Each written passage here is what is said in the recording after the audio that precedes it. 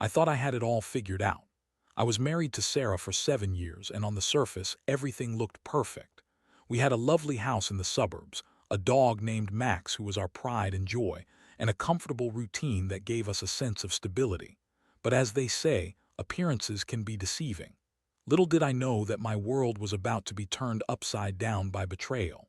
In the months leading up to the discovery, I noticed subtle changes in Sarah. She started spending more time on her phone, often giggling and leaving the room to take calls. When I asked her about it, she would brush it off, saying it was just work-related stuff. I wanted to believe her, but something felt off. I tried to shake it off, convincing myself that I was just being paranoid. After all, we were happy, right? Then came the night that changed everything. I had come home early from work, excited to surprise her with dinner.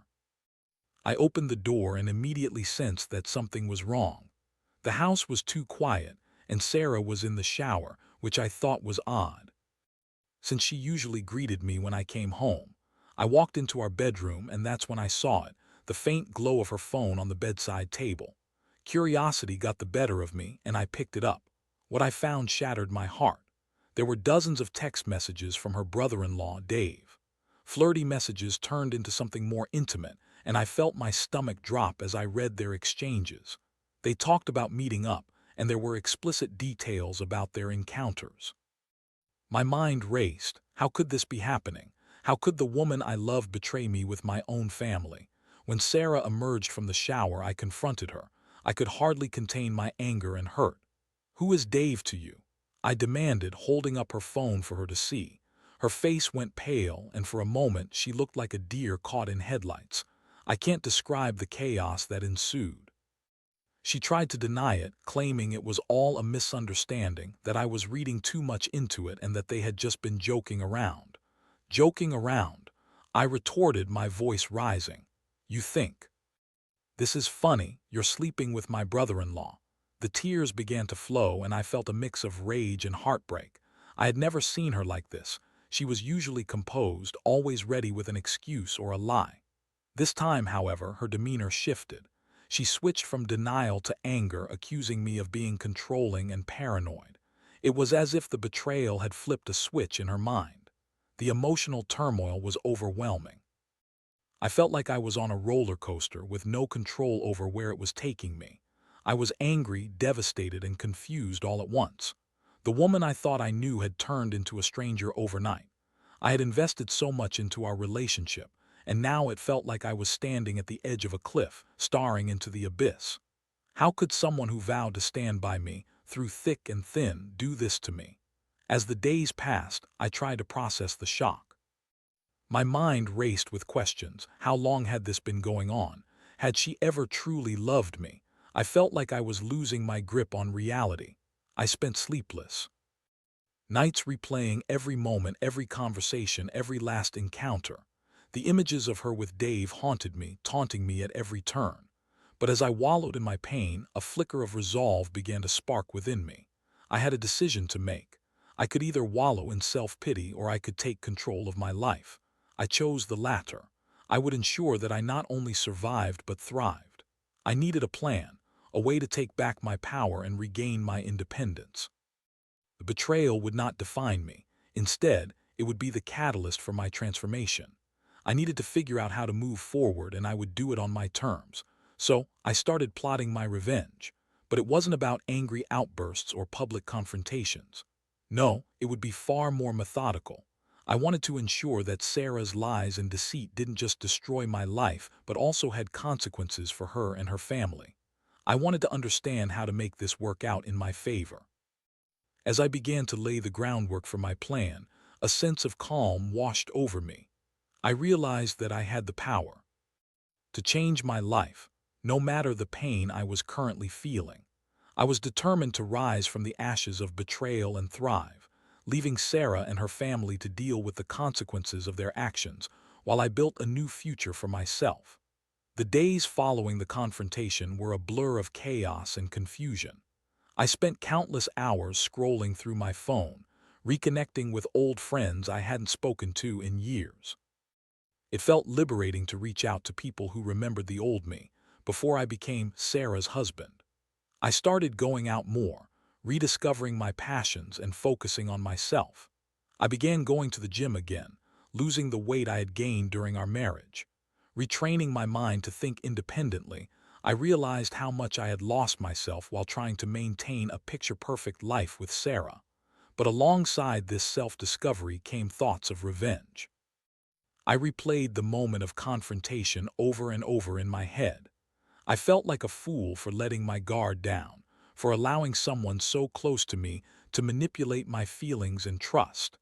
The idea of letting her and her family face the consequences of her actions began to take shape in my mind as a means of empowerment. It became a driving force, pushing me to think strategically rather than emotionally. As I plotted, I couldn't ignore the prominent players in this drama: Sarah, her brother-in-law Dave, and my sister, who was oblivious to the affair. I knew that exposing the truth could ruin their lives, but I also felt a strange sense of justice in that. They had taken advantage of my trust. It was time they faced the music. But how could I go about executing my plan without it being messy or petty? Sarah's family was close-knit, and they always had each other's backs. I had seen this play out at family gatherings, with laughter and inside jokes that often left me feeling like an outsider. But it occurred to me that maybe there was a way to infiltrate that bond and turn it against them. I needed to make sure that Sarah realized the devastation she had caused, not just to me, but to her own family as well. After carefully considering my options, I decided to gather evidence. I wanted to document everything, from the text exchanges I had already found to any further interactions I could uncover. I installed a discreet app on Sarah's phone, an application that would track her messages with Dave without her knowledge. My heart raced at the thought of invading her privacy, but I reminded myself of what she had done to me. I was justified in seeking the truth, no matter how painful it might be for her. As days passed, I began to see the fruits of my labor. The app alerted me to every exchange between Sarah and Dave. I learned that their rendezvous had been more frequent than I had anticipated. They often met at a local cafe or even at our own house while I was at work. I felt a mixture of anger and satisfaction as I documented their flirtations and plans. I was getting closer to the proof I needed. One evening, after returning home from a night out, I noticed Sarah acting unusually jumpy. She was too eager to please, overly attentive in a way that felt forced and unnatural. This only confirmed my suspicions that she must have sensed that something was off. Maybe she even suspected that I had discovered her betrayal. I decided it was time to put my plan into action and start the next phase, revealing the truth. I arranged to meet my sister, Corinne. We used to be close, and I knew that she would be shocked to hear what was going on. I didn't want to go into the meeting angry or accusatory. I wanted to present the information in a way that would make her understand the gravity of the situation. I laid out the evidence meticulously, making sure to explain my emotional journey and how I had come to discover the affair. I could see the disbelief in her eyes as she read the text messages on my phone. "Are you serious right now?" she exclaimed, shaking her head. "This can't be happening, not Dave, not Sarah." It was as if the ground had shifted beneath her too. I could see her struggling to reconcile the image she had of her husband and sister with the reality of their betrayal. "I wish I was joking, Corinne," I replied, my voice steady despite the turmoil inside me. "But it's all true. I wouldn't lie about something like this. You have to believe me." As we sat in the cafe, I could see her grappling with the weight of the information. I explained my desire to confront Sarah and let her know that her actions had consequences. I wanted to expose what she had done, not just to me, but to the entire family. Corinne was torn, but she promised she would talk to Dave. Over the next few days, the atmosphere in the house became increasingly tense. I could feel the palpable distance growing between Sarah and me. She had no idea that I was onto her, and I intended to keep it that way for a while longer. I watched her closely, noting her interactions with Dave and the little lies she told as if they were just a normal part of her day. Eventually, the confrontation with Corinne led to a family meeting that I hadn't expected. She had initially decided to confront Dave, and then thought it would be better if we all gathered together to discuss the situation. The thought of facing Sarah and Dave together made my stomach churn, but I knew it was necessary. I was ready for the fallout, ready to show them that I would no longer be the passive husband in this twisted game of betrayal. The meeting was set for the following Sunday afternoon at our house. I spent the days leading up to it in a whirlwind of emotions. I felt empowered yet anxious, eager yet apprehensive. It was going to be a pivotal moment, not just for Sarah and Dave, but for me. I was ready to watch their lives crumble, ready to take my first step toward true independence and freedom. But more importantly, I was ready to reclaim my truth. Sunday finally arrived, and the atmosphere in the house was charged with a tension I could almost taste. I spent the morning preparing. I wanted everything to be perfect, if perfect could exist in the context of family betrayal. I brewed a strong pot of coffee, set out some snacks, and even tidied up the living room, though I doubted any of that would matter once the truth came out. I needed to be ready for anything. Corinne arrived first, her expression a mixture of concern and determination. "Are you sure about this?" she asked, searching my face for any sign of doubt. We talked about it, but now that the moment was upon us, I could see her grappling with the reality of what was about to unfold. "I'm sure," I replied, my voice firm. "It's time they faced what they've done." As I spoke, a wave of calm washed over me. It felt good to have someone on my side, someone who understood the depth of the betrayal. Just as my nerves began to settle, the doorbell rang. My heart raced. "That must be them," I said, glancing at Corinne. We exchanged a nervous look, then I took a deep breath and opened the door. There they stood, Sarah and Dave, side by side, wearing matching expressions of casual indifference. Sarah had her hair neatly tied back, looking as if she was about to step into a normal Sunday afternoon. I could barely contain my disgust. "Hey guys, thanks for inviting us over," she chirped, oblivious to the storm brewing beneath the surface. Dave gave a half-hearted smile, his eyes darting around the room as if sensing something was off. "Come in," I said, stepping aside to let them in. The air felt thick as they entered, and I watched them closely, trying to gauge their reactions. Sarah strolled in, her usual confident demeanor intact, while Dave seemed more anxious than I remembered him being. Perhaps he sensed that something was off. We all settled into the living room, and as I offered them drinks, I could feel the weight of the moment pressing down on me. I exchanged a glance with Corinne. She nodded, signaling that she was ready for this confrontation. "So I called this meeting because there's something really important we need to discuss," I began, my voice steady but laced with tension. "It's about trust, loyalty, and the consequences of betrayal." Sarah raised an eyebrow, feigning a casual expression. "What are you talking about?" I took a deep breath, steeling myself. "I'm talking about the affair you've been having with Dave." The words hung in the air like a heavy fog, and I watched as their faces drained of color. I could see the shock wash over them. Sarah's eyes widened and Dave's jaw dropped.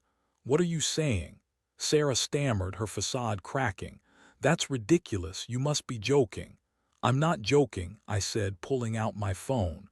"I have the messages, let me show you." I opened the app, my hands trembling slightly as I scrolled through the conversations I had documented. It felt surreal to be in this moment, exposing their lies in front of Corinne, who sat wide-eyed, processing the gravity of what I was revealing. "Look," I said, handing my phone to Corinne. "Read this." As she read the exchanges aloud, I could feel Sarah's anger rising. "This is nonsense. You're taking this completely out of context," she shouted, her voice rising. "You can't just believe him, Corinne." "You know it's true," I snapped back, feeling the adrenaline pumping through me.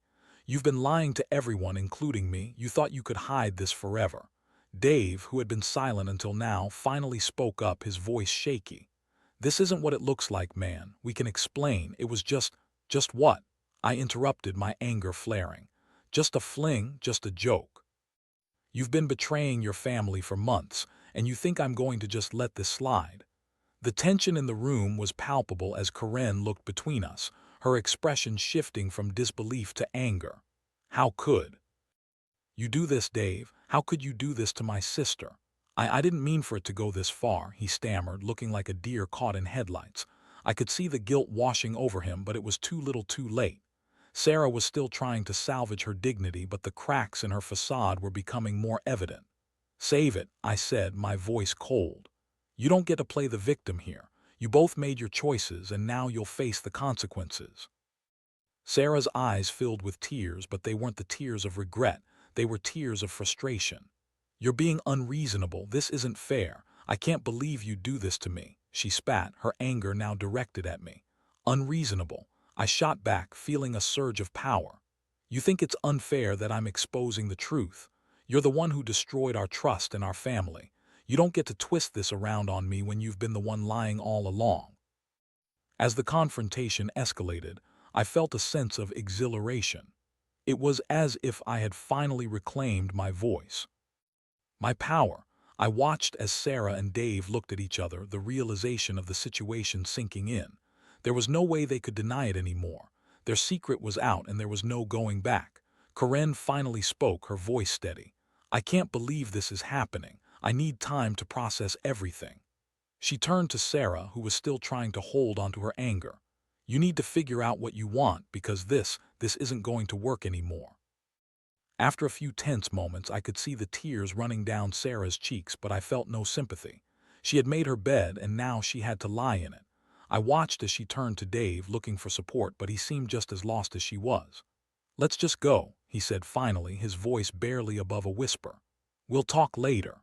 As Sarah and Dave left the house, I felt a mix of relief and sadness wash over me. I had exposed the truth, but I knew that this was only the beginning. The fallout would be significant, and I had no idea what would happen next, but for the first time in a long while I felt free. I had faced the betrayal head-on, and I was determined to move forward without looking back. Corinne remained silent for a few moments. "What now?" she finally asked, her expression softening. "Now," I said, feeling a sense of resolve settle in my chest, "I focus on rebuilding my life." I could finally see a path forward, one that no longer included Sarah and the deceit that had defined our marriage for far too long. I was ready to embrace my independence and find a way to thrive, even in the aftermath of betrayal. The aftermath of the confrontation left me in a whirlwind of emotions. It was like walking through a fog, trying to find my way while the weight of betrayal pressed down on me. Sarah and Dave had left the house, leaving behind an air of confusion and tension that lingered long after they walked out the door. I turned to Corinne, who was still processing everything, her eyes wide with disbelief. "Are you okay?" I asked, feeling a twinge of concern for my sister. This had to be hard for her. She was caught in the crossfire of a battle that wasn't hers to fight. "I just can't believe it," she admitted, shaking her head. "I knew there was something off between them, but I never imagined it would be like this. It's beyond anything I expected." "It's beyond anything I expected too," I replied, my voice steady. "I thought I knew what my life was, and then it all crumbled in front of me.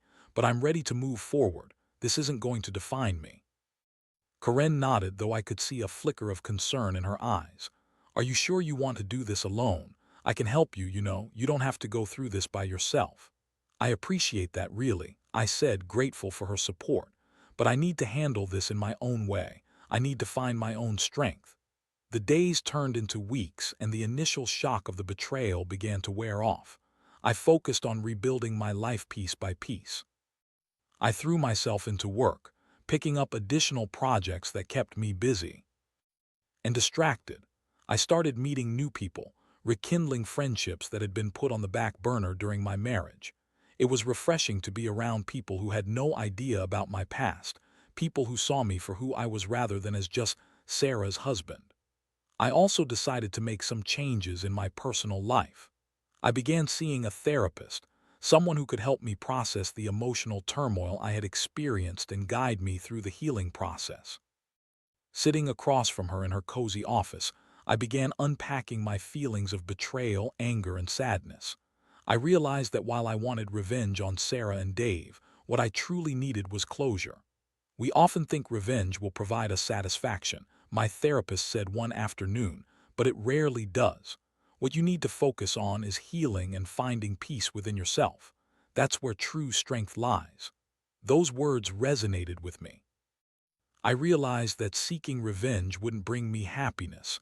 It would only prolong my suffering. Instead, I needed to focus on my own growth and understanding. I also started getting back into hobbies I had loved before, going for long runs, painting again, and even picking up the guitar, something I hadn't touched in years. But even as I focused on myself, I couldn't shake the feeling that Sarah and Dave hadn't faced the repercussions of their actions yet. I knew that the truth would come out eventually, and I wanted to ensure it was in a way that would expose their hypocrisy to their family. One day, while sitting in a coffee shop, I decided to take the plunge and share my story publicly. I drafted a post on social media that laid out the truth of what had happened, without going into detail that could hurt others unnecessarily. I knew it could reach their family members, and I hoped it would open their eyes to the betrayal that had occurred right under their noses. "I'm sorry to say this," I wrote, "but I've recently discovered that my wife has been unfaithful. It's a painful truth, but I believe in transparency and accountability. Trust is the foundation of any relationship, and I can no longer uphold a partnership built on lies." As I hit post, my heart raced. I felt a mix of liberation and fear. What would the reactions be? Would Sarah be furious? Would it backfire? But deep down, I knew it was a step I had to take. I needed to reclaim my narrative and ensure that others knew what had transpired. The responses started pouring in almost immediately. Friends rallied around me, offering support and expressing their disbelief over what had happened. Messages of encouragement flooded my inbox, and I felt a sense of community that I hadn't experienced in a long time. But as I scrolled through the comments, I noticed a few that felt more like judgments than support. "Are you sure there's not more to the story? Maybe you should talk to her before making it public." That stirred up a familiar anger, but I reminded myself of my therapist's words. I didn't owe anyone an explanation, least of all people who didn't know the full context. My journey was mine alone. A few days later, as I was sipping coffee at my favorite cafe, I heard my name called. I turned to see Karen walking toward me, her expression serious. "I saw your post," she said, taking a seat across from me. "You really put it all out there, huh?" "I had to," I replied, shrugging. "I can't let them dictate my narrative anymore. It's time for me to take back control." "Have you heard from Sarah?" she asked, concern etched on her face. "Not yet, but I'm sure it's only a matter of time," I said, a mixture of anticipation and anxiety coursing through me. "I'm ready, though. I can handle it." Just then, my phone buzzed with a notification. I glanced down and saw a message from Sarah. "We need to talk," it said, and my heart raced at the implications. "Looks like the moment has come," I said, looking up at Karen. "I guess she's finally ready to face the music." "Are you sure you want to do this?" she asked, concern filling her voice. I took a deep breath, letting the weight of the moment settle over me. "I'm ready. I've come too far to turn back now." As I hit reply, my fingers hovered over the keyboard. Part of me wanted to respond with anger, to lash out and make her feel the pain she had caused me. But another part of me wanted to be calm, to show her that I had moved beyond the lies. "Meet me at the park at 3 p.m. That was all I wrote, and I hit send. I felt a strange mix of anticipation and empowerment. This was my moment, and I wasn't going to let it slip away. I was ready to face Sarah, ready to stand firm in my truth, and ready to finally close this chapter of my life. The hours leading up to that meeting felt like an eternity. As the clock inched closer to 3 p.m., I felt an odd cocktail of emotions swirling inside me: nervousness, anger, and a strange sense of anticipation. I had spent so long in the shadows of Sarah's betrayal, and now the time had come to confront her head-on. I chose the park because it was a neutral ground, a place that held no memories of our life together but still felt familiar enough to feel comfortable.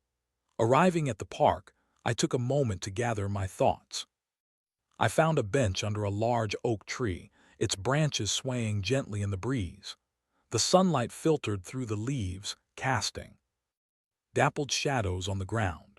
It was a beautiful day, almost ironic in its contrast to the turmoil bubbling beneath the surface. As I waited, I tried to visualize what I wanted to say. I didn't want this to be a shouting match. I didn't want to give her the satisfaction of seeing me crumble. Instead, I wanted to lay out the truth, to show her how her actions had not only betrayed me but had also jeopardized her relationships with those around her. I wanted her to understand the gravity of what she had done. Just as I was starting to doubt myself, I spotted Sarah walking toward me. She looked disheveled, her eyes puffy from what I assumed were tears shed over the past few days. For a moment I felt a pang of sympathy, but I quickly pushed it aside. She had made her choices, and now she had to face the consequences. "Hey," she said quietly as she approached, not meeting my eyes. The tension between us was palpable, thick enough to cut with a knife. "Hey," I replied, keeping my tone neutral. "Thanks for coming." She sat down on the bench, her posture slumped. "I've been thinking a lot about everything," she started, her voice trembling. "I'm sorry for how things have been. I never wanted it to come to this." I couldn't help but scoff at that. "You didn't want it to come to this. You had an affair with my brother-in-law, Sarah. This is the result of your decisions." She finally looked up at me, her eyes filled with remorse. "I know, I messed up, but I want to explain. Can you please just listen?" I took a deep breath, trying to remain calm. "Fine, explain." "It was never about love," she said, her voice cracking. "It was about feeling lost. I thought I could find something that I felt was missing in our marriage." "Missing?" I interrupted, my anger flaring again. "What did you think was missing? The love and trust we built together. You threw that away the minute you decided to sleep with Dave." I know, but I felt trapped. I felt like I was losing myself." She shouted, her frustration spilling over. "You were always so focused on work, and I felt like I was just there. I thought I could find a way to feel alive again." "So you thought cheating was the answer?" I shot back, my voice steady but filled with disbelief. "You could have talked to me, you could have sought help. Instead, you chose deceit." "I was scared," she admitted, tears welling in her eyes. "I didn't know how to bring it up. I didn't think you'd understand." "Understand?" I exclaimed, my voice rising. "You think I wouldn't understand? I would have listened. I would have done anything to make it work, but you chose a coward's way out." For a moment we sat in silence, the weight of our words hanging in the air. I felt the anger slowly begin to dissipate, replaced by a profound sense of sadness. I hadn't just lost a wife. I had lost a partner, a confidant, and a dream of what our life could have been. Finally, I spoke again, my voice softer this time. "Do you understand what this has done to me? To our lives? You didn't just hurt me. You hurt your family, your sister. You've put so much at risk for a momentary thrill." "Yes," she said, wiping the tears from her cheeks.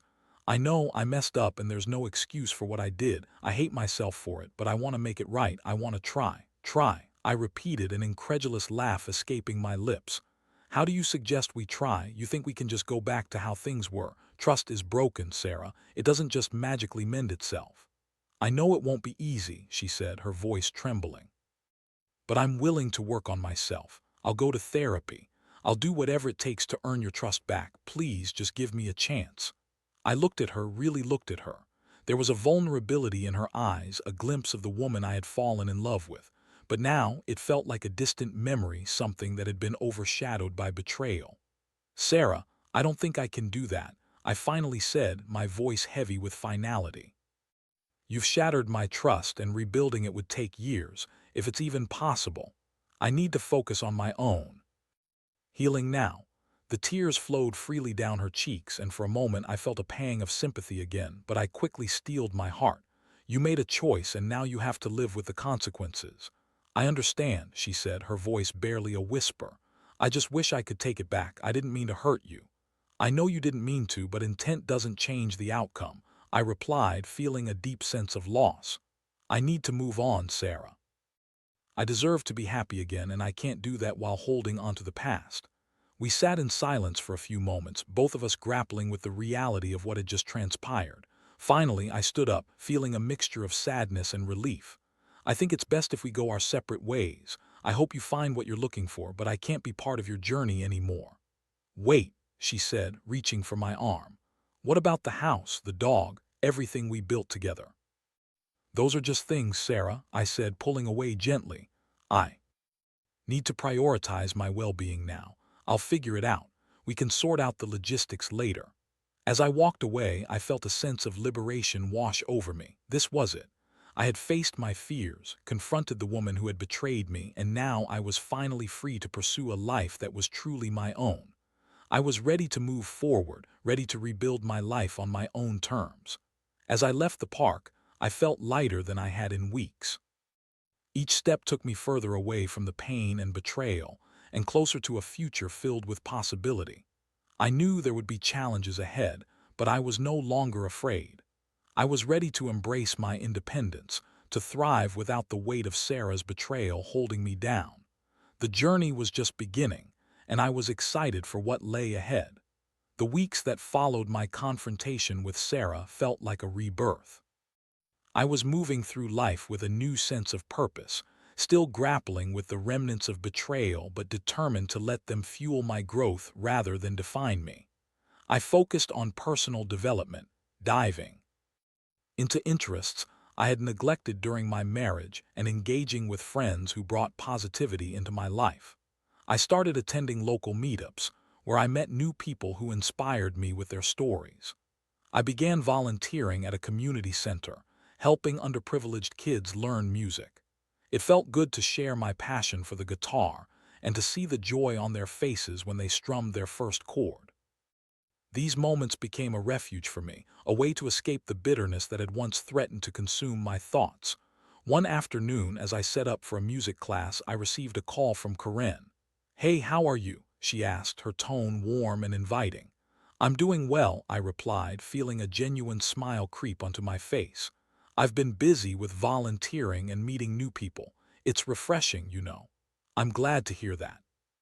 You deserve happiness after everything," she said, her voice filled with sincerity. "I wanted to let you know that I talked to Mom and Dad about what happened. They're all on your side. They can't believe what Sarah did." A wave of relief washed over me. "Thanks for doing that. I appreciate it. It's comforting to know I have support. I just want to move forward and not dwell on the past." "Speaking of the past, I did bump into Sarah the other day," Corinne said, hesitating. She seemed okay, but I could tell she was really struggling. It's hard for her." "I know," I replied, feeling a mixture of empathy and resolve. "But she made her choices, and now she has to deal with the consequences. I can't be her safety net anymore." "True. Just remember, it's okay to feel a little pity for her. She's still your sister-in-law after all," Corinne said gently. "I'll try," I said, but I knew it wouldn't be easy. However, I need to prioritize my healing right now. I can't let her burden weigh me down. As the weeks turned into months, I established a routine that felt fulfilling and empowering. I found joy in simple things like my morning coffee, long runs along the park paths, and the satisfaction of seeing my music students grow. I began dating again, cautiously at first, but soon found myself opening up to the idea of love and connection once more. One evening, I went out with a woman named Emma, who I had met through a mutual friend. We clicked instantly, our conversation flowing effortlessly as we shared stories about our lives. I found myself laughing and enjoying the moment, something I hadn't done in a long time. It felt freeing.